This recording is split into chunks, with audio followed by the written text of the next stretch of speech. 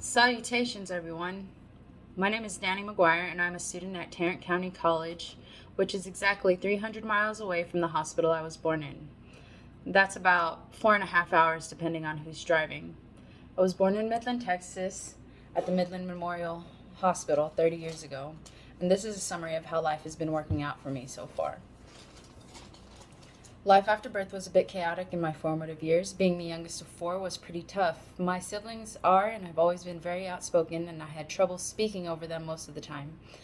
Being timid and incapable of speaking over them, I learned to observe and learn and essentially keep to myself, which could be the reason for my actions when I grew up a little. My teenage years were full of angst, emo music, and black eyeliner. I was a walking cliche. It's in these times that my rebelliousness landed me in a lot of trouble and my grades began to slip. I started smoking cigarettes and marijuana, which ended up getting me a ticket to the County Juvenile Detention Center.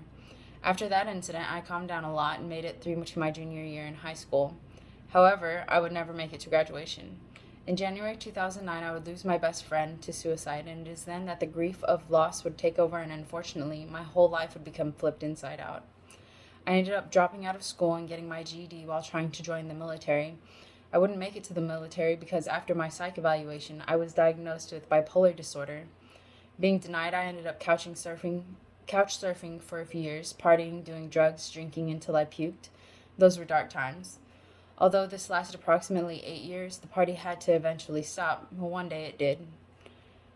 I was 25 years old when I was arrested with DWI and had to spend 30 days in the Dallas County Jail, and I used the time in there to get clean and reevaluate the trajectory I wanted my life to go.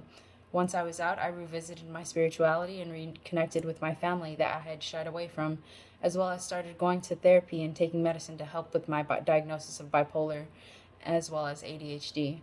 I spent the next few years doing my best to work and eventually ended up back in school and determined to achieve my degree and advance to the next stage of life, the dirty 30s. And now that I am 30 years old, I have been married to my beautiful wife, Elizabeth, since last December, and I share a wonderful life with her and my stepdaughter, Sierra. I have had the same job for the past 4 years as a supervisor for the UPS DFW Air Hub near the airport. It has been chaotic and full of many hard lessons, but without them, I wouldn't be the person I am now. A hardworking individual, a goal-oriented student, a devoted spouse, and a loving step-parent. Thank you.